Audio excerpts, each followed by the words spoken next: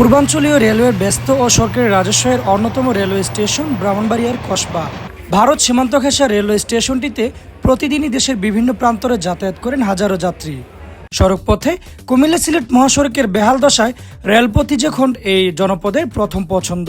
তবে পর্যাপ্ত ট্রেন ও আসন সীমিত হওয়ায় বিপাকে পড়েছেন এই স্টেশন দিয়ে যাতায়াতকারী যাত্রীরা। বর্তমান আন্তনগর ও কমিউটার মিলিয়ে মোট 12টি ট্রেনে যাত্রাবিরতি আছে কসবা রেলওয়ে স্টেশনে। রেলওয়ের হিসেব মতে উপকূল এক্সপ্রেস ট্রেনের আপ ও ডাউন মিলিয়ে কসবার জন্য টিকিট বরাদ্দ আছে মাত্র 115টি। চট্টলা এক্সপ্রেসের আপ ও ডাউন মিলিয়ে টিকিট বরাদ্দ 7টি। সিলেট রুটের একমাত্র যাত্রাবিরতি পাহাড়িকা এক্সপ্রেসের আপ ডাউন মিলিয়ে বরাদ্দ মাত্র 7টি ও মহানগর এক্সপ্রেসের আপ ও ডাউনের জন্য বরাদ্দ আছে 40টি টিকিট। এছাড়াও কর্ণফুলী কমিউটার ও নাসিরাবাদ কমিউটারের আপ ও ডাউনের স্টপেজ রয়েছে স্টেশনটিতে। কাগজে কলমে টিকিট বরাদ্দ থাকলেও তা চলে যাচ্ছে কালোবাজারিদের হাতে, ফলে চড়া দামে টিকিট কিনতে হয় এই স্টেশনে যাতায়াতকারী যাত্রীদের।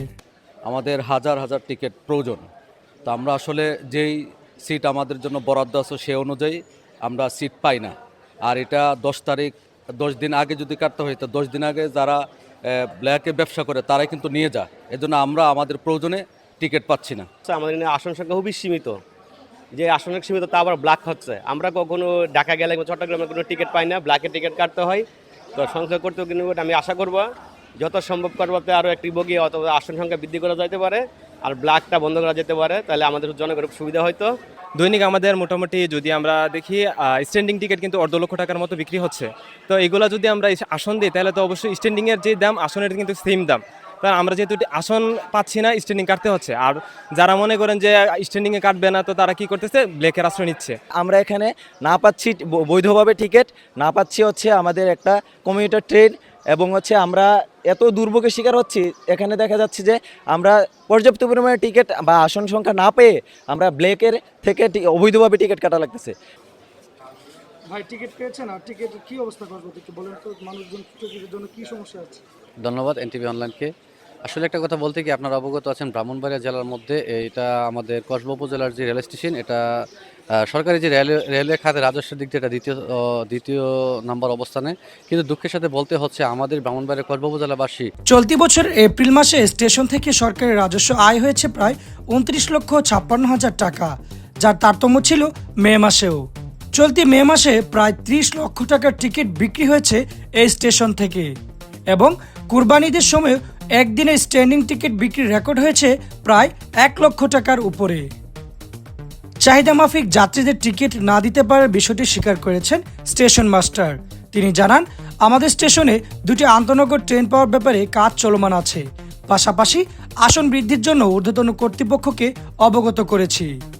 যাত্রী সেবা নিশ্চিতে কসবা রেলওয়ে স্টেশন আসন ও কোচ বৃদ্ধির বিষয়ে কাজ করার প্রতিশ্রুতি দিয়েছেন বাংলাদেশ রেলওয়ের পূর্বাঞ্চলের এই কর্মকর্তা। যাত্রী সাধারণের আরো ফ্যাসিলিটিস আমাদের বৃদ্ধি করা দরকার, এবং প্রচুর যাত্রীরা, যেহেতু রেলওয়ে একটা নিরাপদ পরিবেশ মাধ্যম, এই জন্য সবাই যেতে চায়। তো আমরা আশা করতেছি যে আমরা নতুন কোচ এবং ইঞ্জিন পেলে আমরা ট্রেনের সংখ্যাও বাড়াবো, এবং যে যে স্টেশনে আমাদের যাত্রী চাহিদা বেশি সেইগুলিতে আমরা কোচের সংখ্যাও বাড়াই দিব। বর্তমান অবস্থায়ও দেখি আমি কমার্শিয়াল বিভাগকে বলবো যে কসবাতে আর একটু আসন সংখ্যা বাড়ানো যায় কিনা। ধন্যবাদ রেল নিয়ে যে আপনার কনসার্ন, এই জন্য আপনাদেরকে অসংখ্য ধন্যবাদ। পূর্বাঞ্চলীয় রেল যাতায়াত ব্যবস্থায় ব্রাহ্মণবাড়িয়া জেলার অন্যতম একটি রেলওয়ে স্টেশন হচ্ছে কসবা রেলওয়ে স্টেশন। যাত্রী সংখ্যা এবং সরকারের রাজস্বের দিক বিবেচনা করলে এই স্টেশনটি, তবে যাত্রী সংখ্যার বিবেচনায় নেই পর্যাপ্ত পরিমাণ আসন কিংবা কোচ। সাধারণ যাত্রীদের দাবি, রেলওয়ের কর্তৃপক্ষ নজরে আসলেই কেবল এই সমস্যা থেকে উত্তোলন সম্ভব। পাশাপাশি আছে ব্ল্যাকারের যন্ত্রণা। সবকিছু মিলিয়ে যেন পরিত্রাণ চাইছে এই রেলওয়ে স্টেশনের ব্যবহারকারী যাত্রীরা। Saidul Islam, NTV online, Brahmanbaria.